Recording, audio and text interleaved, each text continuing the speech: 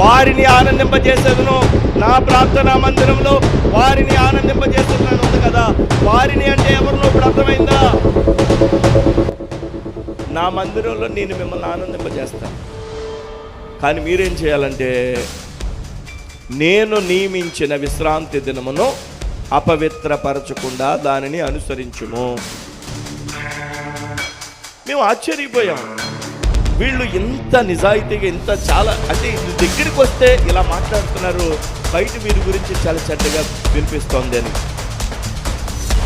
ఏమి చేయాలో పాలుపోనటువంటి పరిస్థితుల్లో ఉన్న మనకి వాస్తవానికి ఆ డెసిషన్ తీసుకోవాలా, ఈ డెసిషన్ తీసుకోవాలా, ఇది చేయాలా, అది చేయాలా అనేటువంటి పరిస్థితులు మన ముందు చాలా ఉన్నాయి. అవును కదండి? ఇది షండులను గూర్చి వ్రాయబడింది. మనలో ఉండేటువంటి వ్యక్తులు ఏ నిర్ణయాన్ని తీసుకోవాలో అర్థం కానిటువంటి పరిస్థితుల్లో సతమతమవుతున్నటువంటి వారికి కూడా ఆ యొక్క పదప్రయోగం చేయబడింది. మీకు నేను ఒక విషయం చెప్తున్నాను. ఒకవేళ ఆదివారం ఆరాధించడానికి మందిరానికి ఒకవేళ రావడానికి అవకాశం లేకపోతే 10 నిమిషాలు ధ్యానం చేసి మనం మిగిలినటువంటి బల్లారాధన కార్యక్రమానికి వెళ్దాం. యెషయా గ్రంథం 56వ అధ్యాయం. యెషయా గ్రంథం 56వ అధ్యాయము 7వ వచనం. నా ప్రార్థన మందిరములో వారిని ఆనందింపజేసేదను, నా బలిపీఠము మీద వారర్పించు దహన బలులను నాకు అంగీకారములగును. నా మందిరము సమస్త జనులకు ప్రార్థనా మందిరము అనబడును. దేవుని యొక్క మహిమ కలిగినటువంటి నామానికి స్తోత్రాలు చెల్లిస్తూ, ఈ సంవత్సరం మన మందిరానికి ఇచ్చినటువంటి వాగ్దాన వచనం ఇది. నా ప్రార్థనా మందిరములో వారిని ఆనందింపజేసేదను. ఏమండి, ఆనందం మనందరం కోరుకునే వారమే కదా. ఆనందంగా ఉండడానికే కదా మనందరం ఆశపడతాం. 2025వ సంవత్సరంలో మనం ఏ ఏ విషయాలలో ఆనందాన్ని కోల్పోయామో ఆనందించడానికి ప్రభు యొక్క కృప మనకి తోడుగా ఉండడానికి ఈ ఉదయకాల సమయంలో దేవుని యొక్క వాగ్దానం ఏంటంటే, నా ప్రార్థనా మందిరంలో వారిని ఆనందింపజేసేదను అని అంటాడు. ఎవరి ప్రార్థనా మందిరంలో? నా ప్రార్థనా మందిరం అని ఉంది.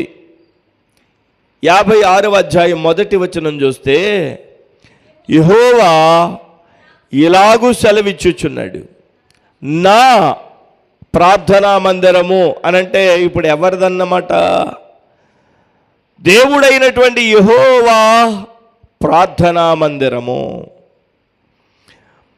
ప్రభు అయినటువంటి దేవుని ప్రార్థనా మందిరములో ఆనందం లభిస్తోంది అని చెప్పి వాగ్దానం. దేవునికి స్తోత్రం కలుగునుగాక.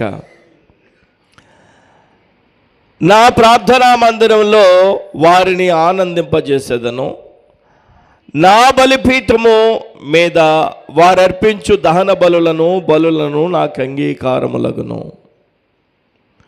సరే, ఎవరు ఆనందాన్ని పొందగలరు దేవుని యొక్క మందిరంలో, ఆయన మందిరంలో? ఎవరు ఆనందాన్ని పొందుకోగలరు అని అడిగితే, దేవుని యొక్క వాక్యాన్ని ఒక్కొక్క మాటను మనం క్రిందకి చదువుదాం. యెహోవా ఇలా సెలవిచ్చుచున్నాడు, నా రక్షణ వచ్చుటకు సిద్ధముగా ఉన్నది. 56వ అధ్యాయం యెషయా గ్రంథం. నా నీతి వెల్లడి ఎగుటకు సిద్ధముగా ఉన్నది. సిద్ధంగా ఉన్నాయి. ఎవరడి? మీరు అక్కడక్కడ చూస్తే ప్రయాణం చేస్తున్నప్పుడు భోజనం తయార్ అని ఒక బోర్డు పెడతాడు. Meals ready. 10 గంటలకే ఆ బోర్డు పెట్టేస్తాడు. వెళ్ళి కూర్చుంటే ఒక అరగంట అండి అంటాడు. మీల్స్ రెడీ, భోజనం తయార్, రెడీమేడ్. ప్రభు చెప్తున్నాడు, నా రక్షణ వచ్చుటకు సిద్ధంగా ఉంది, నా నీతి వెల్లడి ఒకటకు సిద్ధంగా ఉంది. ఎక్కడ? దేవుని యొక్క మందిరంలో. నా రక్షణ వచ్చుటకు సిద్ధంగా ఉంది, నా నీతి వెల్లడి ఒకటకు సిద్ధంగా ఉంది.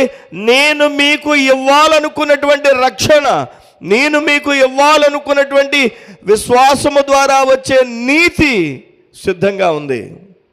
అయితే మీరేం చేయాలంటే న్యాయ విధిని అనుసరించుడి, నీతిని అనుసరించి నడుచుకునుడి.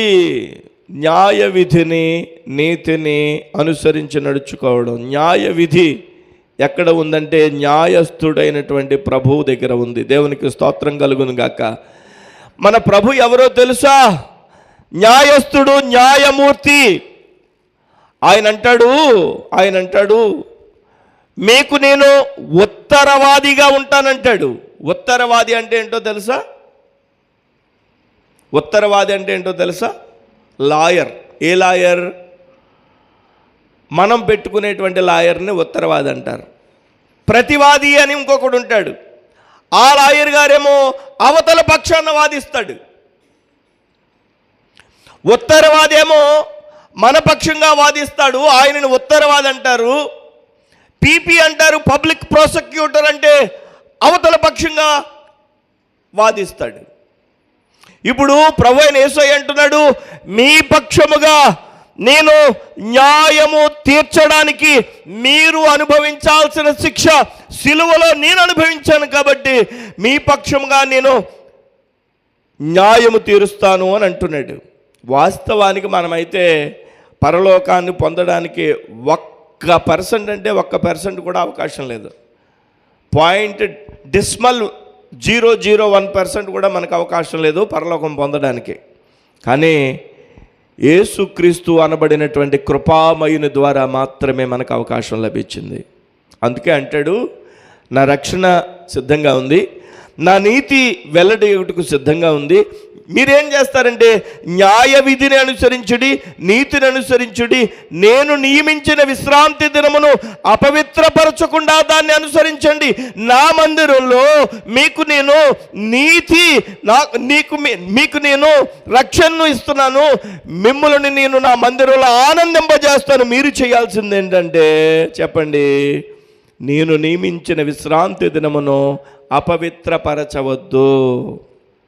విశ్రాంతి దినం అంటే దేవుని యొక్క మందిరంలో ఆరాధన, అంటే ఆదివారము ఆరాధన. మీరు దేవుని మందిరములో ఉండి ఆరాధించండి, మిమ్మల్ని నేను ఆనందింపజేయవాడను అని అంటున్నాడు. ఈ సంవత్సరం మొట్టమొదటి రోజు ప్రభు మనతో మాట్లాడాడు ఏమంటే, మీకు నేను ఇచ్చేటువంటి ఆ రెడీమేడ్ ఆశీర్వాదం, రక్షణ, నీతి మీకు నేను ఇస్తాను. మీరు నన్ను వెంబడించండి. రాత్రి కూడా అదే కదా మాట్లాడాడు ప్రభు, నన్ను వెంబడించండి, నేను మీ ముందు మెట్టలను చదును చేస్తాను, ఎత్తడి తలుపులు పగలగొడతాను, ఇనుప గడియలు విడగొడతాను, మీకు నేను మార్గం సరళం చేస్తాను, మీకు రహస్యమందున నిధులను మీకు నేను ఇస్తానని వాగ్దానం ఇచ్చాడు రాత్రి. ఇక్కడ ప్రభు మాట్లాడుతున్నాడు, నా మందిరంలో నేను మిమ్మల్ని ఆనందింపజేస్తాను. కానీ మీరేం చేయాలంటే నేను నియమించిన విశ్రాంతి దినమును అపవిత్రపరచకుండా దానిని అనుసరించుము. నాతో చెప్పండి మాట, నేను చెప్తాను, నాతో చెప్పండి. నేను, బిగ్గరగా చెప్పాలి అందరూ, నేను, ఇంకా బిగ్గరగా చెప్పాలి, నేను నియమించిన విశ్రాంతి దినమును అపవిత్రపరచకుండా దానిని అనుసరించుచు ఏ కీడు చేయకుండా తన చేతిని బిగబట్టువాడు ధన్యుడు. హల్లెలూయా. దేవుని యొక్క సన్నిధిలో ఆయన యొక్క నామములో ఆరాధన చేయాలి. ఆరాధన చేయడానికి, ఆయన యొక్క నామమును మహిమపరచడానికి ఆ విశ్రాంతి దినమును ఆయనకే కేటాయించాలి. ఏ కీడు చేయకుండా తన చేతిని బిగబట్టువాడు ధన్యుడు. ఆ ప్రకారము చేసి దాన్ని రూఢిగా గైకొను నరుడు ధన్యుడు. మీకు నేను ఒక విషయం చెప్తున్నాను. ఒకవేళ ఆదివారం ఆరాధించడానికి మందిరానికి ఒకవేళ రావడానికి అవకాశం లేకపోతే, ఆ రోజు మీరు ఎక్కడైతే ఉంటారో ఆ దగ్గరలో 2-3 ఉండే ఆరాధనలో పాలు పొందండి. మీరు ఒక 2-3 పర్లేదు, ఒక అరగంట గంట దేవుని ఆరాధించండి. అలా అని చెప్పి మందిరం మానమని నేను మిమ్మల్ని ప్రోత్సహించడం లేదు. 99.99% దేవుని మందిరానికి ఆదివారం రండి. ఆదివారం వచ్చి దేవుని స్తుతించండి.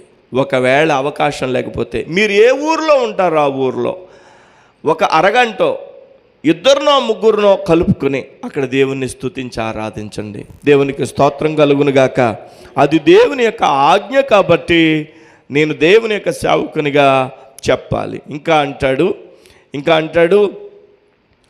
3వ వచనం, ఆ ప్రకారం చేసి దాన్ని రూఢిగా గైకొనేవాడు ధన్యుడు అంటాడు. అంటే ఆరాధన ఆ విశ్రాంతి దినాన్ని ఆచరించాలి. 3వదిగా యెహోవాను హత్తుకునేవాడు ధన్యుడు.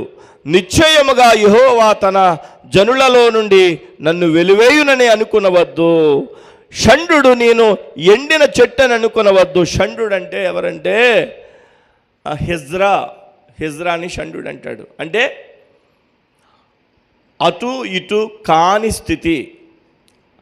మనం చాలా సందర్భాల్లో మాకు ఏం చేయాలో పాలు పోవడం లేదనే పదం వాడతాం.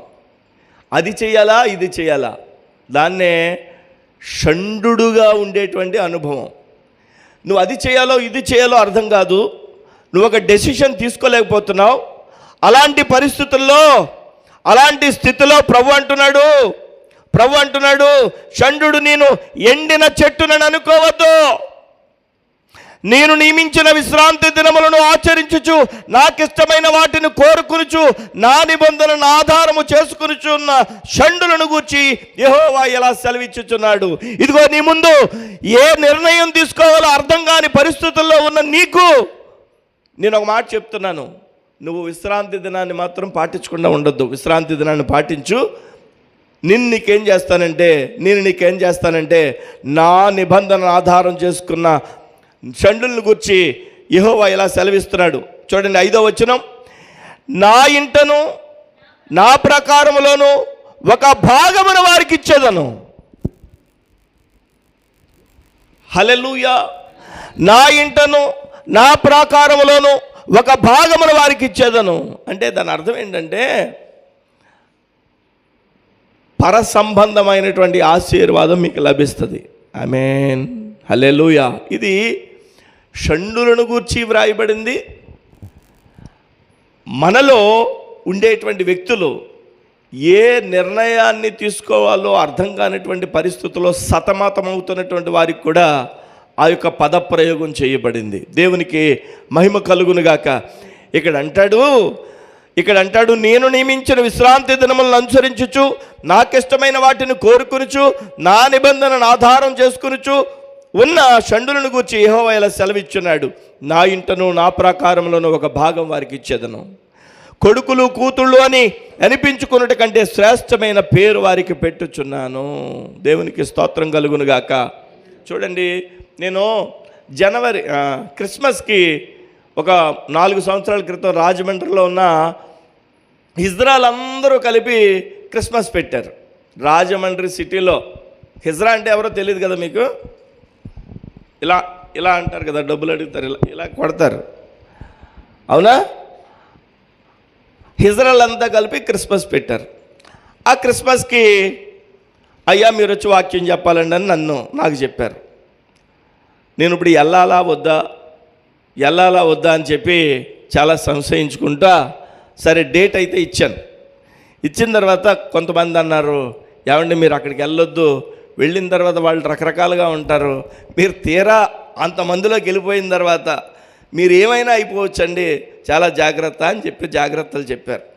అయితే నేను నాతో పాటుగా నా కారులోని ఇంకొక కారులోని మేము రాజమండ్రి వెళ్ళాం హిజ్రాలు ఏర్పాటు చేస్తున్నటువంటి క్రిస్మస్కి. సరే అక్కడ చాలామంది హిజ్రాలు ఉన్నారు. అక్కడ క్రిస్మస్ జరుగుతుంది. వేదిక మీదకి నాకు సమయం ఇచ్చారు, వేదిక ఎక్కాను. వేదిక ఎక్కిన తర్వాత క్రిస్మస్ వర్తమానాన్ని చెప్పాను. షండులకు క్రిస్మస్ ఎలా కనెక్ట్ అయ్యి ఉంది అనే విషయాన్ని చెప్పాను. అద్భుతంగా వాళ్ళు విన్నారు. వారు అక్కడ అనేక మంది బాప్తిస్మం కోసం ప్రేరేపించబడి బాప్తిస్మం మాకు కావాలని దయా ముందుకి ఏడుస్తా వచ్చి ప్రభువుని విశ్వసించారు. దేవునికి స్తోత్రం కలుగునుగాక. హల్లెలూయా. వారు చాలా అభిమానించారు నన్ను, నాతో పాటుగా వెళ్ళినటువంటి సేవకుల్ని. మాకు మేము ఊహించిన దానికంటే చాలా గొప్ప కానుకనిచ్చి పంపించారు మాకు. మేము ఆశ్చర్యపోయాం. వీళ్ళు ఎంత నిజాయితీగా, ఇంత చాలా అంటే వీళ్ళ దగ్గరికి వస్తే ఇలా మాట్లాడుతున్నారు, బయట వీరి గురించి చాలా చెడ్డగా వినిపిస్తోంది అని. కానీ ప్రభు అంటున్నాడు, వాళ్ళని గురించి కూతుర్లు కొడుకులు అని అనిపించుకోవడం కంటే వీళ్ళు నా పిల్లలుగా నేను చేస్తున్నాను అని వాళ్ళని గురించి అంటున్నాడు. ఏమి చేయాలో పాలుపోనటువంటి పరిస్థితుల్లో ఉన్న మనకే వాస్తవానికి ఆ డెసిషన్ తీసుకోవాలా, ఈ డెసిషన్ తీసుకోవాలా, ఇది చేయాలా అది చేయాలా అనేటువంటి పరిస్థితులు మన ముందు చాలా ఉన్నాయి. అవును కదండి? ఏం చేయాలో అర్థం కానటువంటి పరిస్థితి, అటు ఇటు పాలుపోనటువంటి పరిస్థితి. ప్రభు అంటున్నాడు, మీరు నన్ను వెంబడించండి, నా విశ్రాంతి దినమును పాటించండి, నా మందిరములో మీరు రండి, నేను మిమ్మల్ని ఆశీర్వదిస్తాను, మీకు నా యొక్క ఇంటిలో నా ప్రాకారములో ఒక భాగం ఇస్తాను అంటున్నాడు. అంటే మిమ్మల్ని నేను వారసులుగా చేస్తున్నానని అంటాడు. హల్లెలూయా. వారసులుగా చేస్తున్నానని అంటాడు. ఇంకా ఐదవ వచనం చివరి మాట, కొట్టివేయబడని నిత్యమైన పేరు వారికి పెట్టుచున్నాను. 6వ వచనం చదవండి, మరలా 6వ వచనం చదవండి. విశ్రాంతి దినమును అపవిత్రపరచకుండా ఆచరించుచు, ఆదివారమును అపవిత్రపరచకుండా ఆచరించుచు, నా నిబంధనను ఆధారము చేసుకొనుచు, యెహోవాకు దాసులై యెహోవా నామమును ప్రేమించుచు, ఆయనకు పరిచర్య చేయవలనని ఆయన పక్షముగా చేరు అన్యులను నా పరిశుద్ధ పర్వతమునకు తోడుకుని వచ్చేదను. అన్యులను అంటే ఎవరైతే ప్రభుని ఎరుగలేదో, మనందరికీ యేసుప్రభు అంటే ఎవరో తెలియదు గత కాలంలో కదండి. మధ్యలోనే తెలుసుకున్నాం మనం అందరం. పుట్టుకతో ఎవరికి తెలియదు, మనకి ఇక్కడ ఎవరికి తెలియదు. మధ్యలో ప్రభుని తెలుసుకున్నాం. అలా తెలుసుకున్నటువంటి అన్యులమైన మనల్ని ప్రభు జ్ఞాపకం చేసుకుని తన కృపచేత నడిపించి తన యొక్క నిబంధనలో మనల్ని కూడా పాలిభాగస్తులుగా చేసి ఆయన అంటున్నాడు, నా విశ్రాంతి దినంను మీరు పాటిస్తే, నా మందిరానికి మీరు వస్తే మిమ్మల్ని ఆనందింపజేసేవానిగా చేసి నా యొక్క వారసత్వాన్ని మీకు ఇచ్చి నేనేం చేస్తానంటే పరిశుద్ధ పర్వతానికి తోడుకుని వస్తాను. 7వ వచనం అప్పుడు చదవండి. నా ప్రార్థనా మందిరంలో వారిని ఆనందింపజేసాను. ఇప్పుడు అర్థమైందా? వారిని అంటే ఎవరినో? వారిని ఆనందింపజేసేదను, నా ప్రార్థనా మందిరంలో వారిని ఆనందింపజేసేదని అని ఉంది కదా. వారిని అంటే ఎవరినో ఇప్పుడు అర్థమైందా? ఎవరిని? దేవుని యొక్క విశ్రాంతి దినమున పాటిస్తూ దేవుని మందిరంలో దేవుని నామాన్ని ఆరాధిస్తూ దేవుని ఘనపరుస్తూ దేవుని మహిమపరుస్తూ ఆయన యొక్క మార్గములను వెంబడించు వారిని ఆయన తన యొక్క వారసులుగా చేసి తన మందిరములో వారిని ఆనందింపచేయును. దేవునికి మహిమ కలుగునుగాక. నా మందిరము సమస్త జనులకు ప్రార్థనా మందిరం అనబడును. ఈ ఆనందం కోసం, ఈ సంతోషం కోసం ప్రజలు అనేక విధాలుగా అనేక విషయాల్లో వెతుకుతున్నారు. దేంట్లో చూసినా ఆనందం కోసమే. అవునండి? ఆనందం దేవుని యొక్క సన్నిధిలో మనకి లభించేటువంటి ఆనందం నిత్యానందం. ఇది ఎలాంటి పరిస్థితుల్లోనైనా మాయమైపోని ఆనందం. ఇది మహా సంతోషం, నిత్యానందం. దేవునికి స్తోత్రం. అందుకనే మనం లోకాసువార్త 2వ అధ్యాయంలో మనం చదువుకున్నాం 10వ వచనంలో మహా సంతోషకరమైన సువార్తమానము. అవునా? ఏ ఏ ఏ ఏ సంతోషం అది? మహా సంతోషకరమైన సువార్తమానం. ఇక్కడ దేవుని ప్రార్థనా మందిరంలో ఆనందింపజేసేదని అంటాడు. మత్తయి సువార్త 2వ అధ్యాయం 10వ వచనం కూడా చదవండి ఒకసారి. అక్కడ మత్తయి సువార్త 2వ అధ్యాయం 10వ వచనం కూడా ఒకసారి చదవండి. చూచి అత్యానంద భరితులై అని అక్కడ ఉంటుంది. అత్యానంద భరితులై, ఆనందము కాదు, అత్యానందము. అత్యానందము, మహాసంతోషము ఎక్కడ దొరుకుతాయంటే దేవుని యొద్ద దొరుకుతాయి. దేవుడు మనకు అనుగ్రహిస్తాడు. దేవుని యొక్క కృప మనకు తోడై ఉండాలి. హల్లెలూయా. సోమవారం నుండి శనివారం వరకు పూర్తిగా మనం పని చేసుకోవచ్చు. ఆదివారం మాత్రం దేవుని మందిరంలో దేవుని స్తుతించాలి. మీరు ఒక నిబంధన చేసుకోండి, ప్రభువా నేను వద్దామని అనుకుంటున్నాను నీ మందిరానికి, కానీ నేను రాలేకపోతున్నాను, నాకు అవకాశం కుదరడం లేదు, నన్ను క్షమించండి, నీ మందిరంలోనికి రావడానికి నాకు సహాయం చేయండి అని ఎవరెవరికైతే మరి మీ పనుల్లో 25వ సంవత్సరంలో చాలా ఆదివారాలు మీరు దేవుని మందిరానికి రాలేదో ఇప్పుడు ప్రార్థన చేసుకోండి. ప్రభువా నీ మందిరంలోనికి నేను ప్రతి ఆదివారం వస్తాను. విశ్రాంతి దినం గురించి ఇంత వివరంగా చెప్పావు నువ్వు. విశ్రాంతి దినం ఆచరించడం అనేది అది ఒక ఆజ్ఞగా చెప్పావు తండ్రి. కాబట్టి మిమ్మల్ని నేను నాయన వెంబడిస్తానికి మీ కృపను, నీ ఆజ్ఞను నేను పాటించడానికి సహాయం చేయండి అని దేవుని సన్నిధిలో ప్రార్థన చేద్దాం. దయచేసి అందరూ మోకరించండి, చిన్న ప్రార్థన చేసుకుందాం. మోకరించండి.